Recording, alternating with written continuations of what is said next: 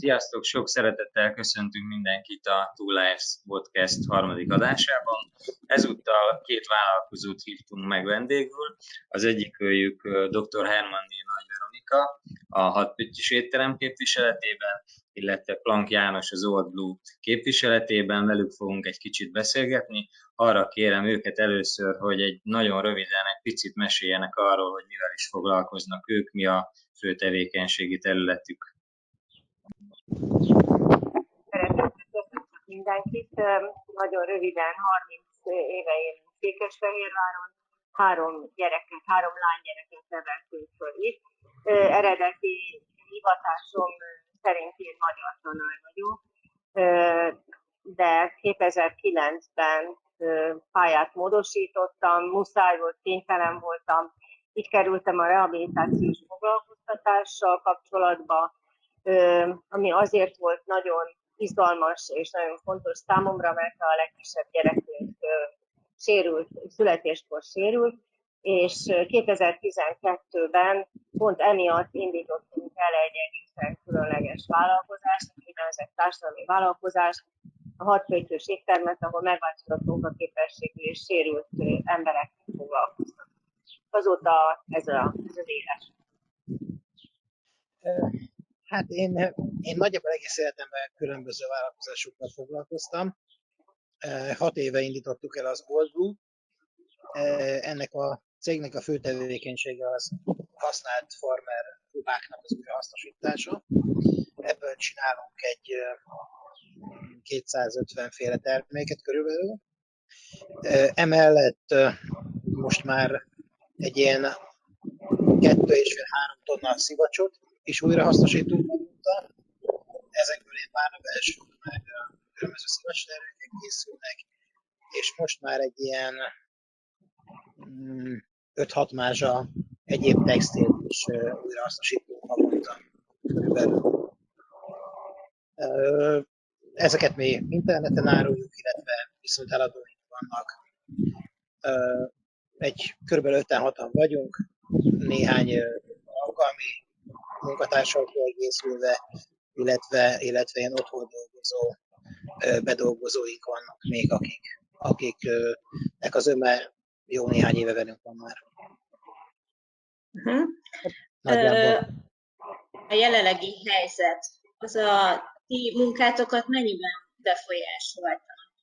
Kellett teljesen leállnotok, esetleg valami átmeneti módosításokat végeztetek el a cégnél, hogy tovább. Hát mi a legveszélyeztetettebb szakmák egyikében dolgozunk, mi teljesen leálltunk március 23-án. Könnyű volt leállni, mert tulajdonképpen lemondták az összes rendezvényünket, a bevételeink nagyobb része az teljesen eltűnt. 1 hónapig voltunk otthon, és most hétfőn kezdtük el május 4-én kiszállítással és elvitellel a munkát. Most csökkentett óraszámban, csökkentett létszámmal, csökkentett menüvel dolgozunk, de elkezdtük. János?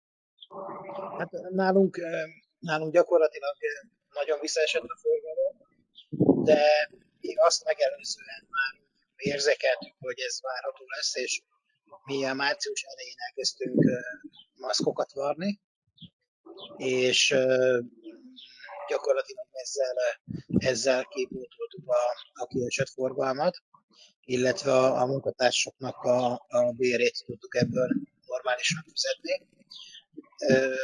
Nagyon emberi áron adtuk őket, tehát nem az extra profit volt a cél, illetve sokat adtunk adományként is, tehát belefért, hogy adjunk, illetve mi elláttunk ilyen újrahasznosítós csoportokat alapanyagokkal, és ott a válság elejétől kezdve nagyon megnövekedett rendelések voltak.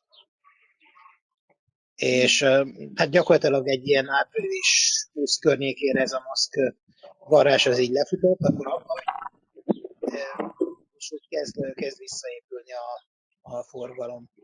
Még nincs ott, ahol a válság előtt volt, de épültek szépen lassan vissza. Tehát mi nem küldtünk el senkit, részmunkaidő sem volt, annyi volt, hogy néhányan kényszerültek részben otthonról dolgozni ilyen óvodás gyerek vigyázás miatt, vagy gyerekre vigyázás miatt. Illetve bedolgozó volt időskorú, aki nem tudott jönni azóta, vagy nem akart jönni azóta. Hát őket tudtuk pótolni, úgyhogy a meglévő személyzettel egy kicsit többet dolgoztunk. Mit gondoltok, hogy abban a szegmensben, amiben ti dolgoztok, hogy láttok-e arra esélyt, hogy lesznek változások ugye a jelenlegi helyzetből fakadóan, vagy az emberek szemléletében lesz-e változás, vagy pedig ugyanúgy visszatérünk ugyanabba a kerékvágásba, amiben eddig voltunk? Mit gondoltok erről? Hát én azt gondolom, hogy lesz változás. Egyrészt én azt gondolom, hogy a vendéglátás terület igazán túlterített volt. És már évek óta van egy ilyen hullám, amire nagyon sokan fölkapaszkodtak, rengeteg hely nyílt, zárt is be. Nem mindenki fog tudni kinyitni, én azt gondolom. Tehát egyrészt lesznek olyanok, akik nem tudják túlélni ezt a különleges helyzetet. Másrészt azt is gondolom, hogy kevesebben fognak étterembe járni. Tehát azért egyre több olyan hírt lehet hallani, hogy a munkanélküliek száma, akár egy családban, akár egy valaki veszi el a munkáját, az már nehézzé teszi. Én azt gondolom, hogy legalább minimum egy év kell ahhoz, hogy visszatérjünk a rendes kerékvágásba. Én nem látom nagyon optimistán a jövőt. Inkább félelemmel nézek elébe, és hát én sem küldtem el senkit, megtartottuk elsősorban a 16 megváltozott munkaképességű és sérült dolgozókat, de bizony bért csökkenteni kell csökkentenünk a munkaidőt, tehát nagyon sok nehézség vár ránk, én azt hiszem. Úgyhogy félelemmel nézek a jövő elé, és azt gondolom, hogy lesznek változások. János? Hát, én azt gondolom, hogy változás biztos, hogy lesz, hiszen ezt a járványt egy gazdasági válság kíséri, és amit a gazdasági válság fog hozni, azok fognak változni. Akkor a változás viszont szerintem nem lesz, mint amit az emberek itt rebesgetnek. Tehát ha most arra gondolunk, hogy ilyen ökológiai szempontból észhez tértek ki az emberek, akkor szerintem nem, és ugyanúgy a fogyasztások visszatérnek, ahogyan tudnak. Én azt gondolom, hogy ezek a változások kezelhetőek lesznek, és tehát én lelkesen nézek ennek elébe. És most, hogy a hírekben emlegetik már a második, sőt harmadik is, erre vonatkozóan ti mit gondolt? Van ilyen félelmetek, hogy ez újra előjön, újra egy nagyobb leállás lesz? Felkészültök-e ilyenre, vagy ezt már nem érzitek ilyen súlyos problémának, vagy nem hisztek esetleg ebben, hogy ez még egyszer Én azt gondolom, hogy még a elsőnek vagyunk a végén, vagy azt sem látjuk, hogy ennek milyen következményei lesznek. Én egyszerűen nem tudom, nem tudok konkrétan gondolni semmire. Teljesen kiszámíthatatlannak érzem a jövőt.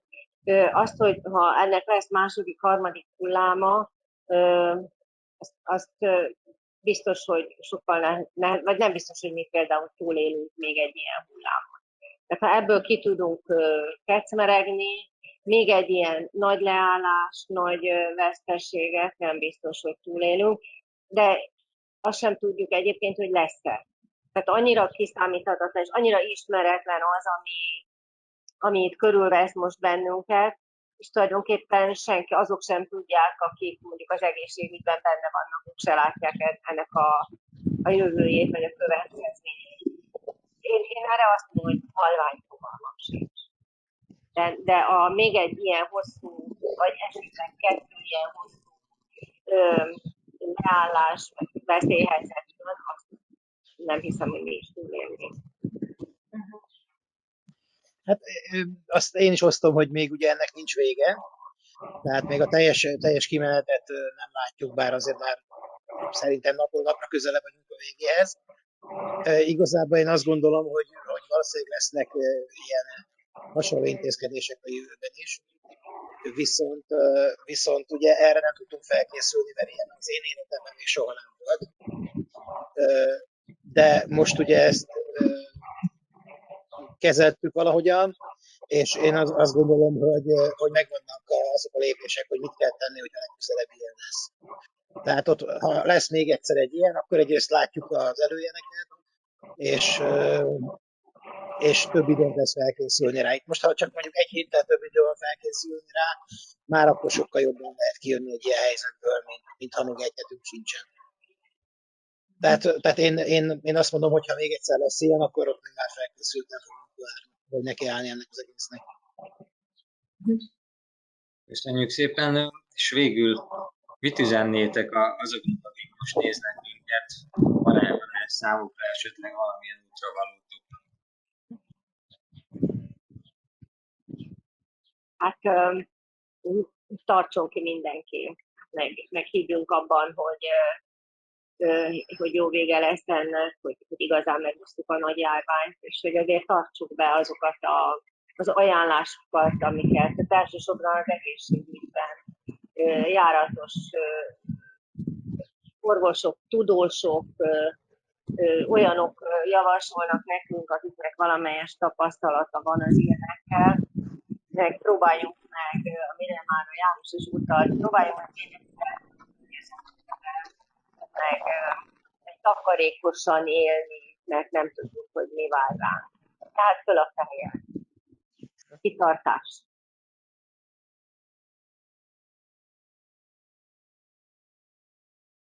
János? Hát én azt tanácsolnám, hogy a kitartást én is, tehát annál jobb tanács nincsen. Én azt mondanám, hogy aki tud, az mindenki minél előbb menjen vissza dolgozni, aki vállalkozó vagy kézműves, az megkezdje el termelni, meg reklámozni minél előbb. Ennél jobb tanácsot én nem tudok adni. Jó. Nagyon-nagyon szépen köszönjük, hogy a rendelkezésünkre álltatok, illetve hogy megosztottátok a tapasztalataitokat, illetve a gondolataitokat. Köszönjük. Én köszönöm. Köszönjük szépen. Köszönjük Jövő szépen. héten folytatjuk a következő adással. Addig is mindenkinek mi is csak kitartást tudunk kívánni, hogy hamarosan folytatjuk. Köszönjük szépen. Sziasztok! Köszönjük, Sziasztok. hello! Sziasztok! Sziasztok.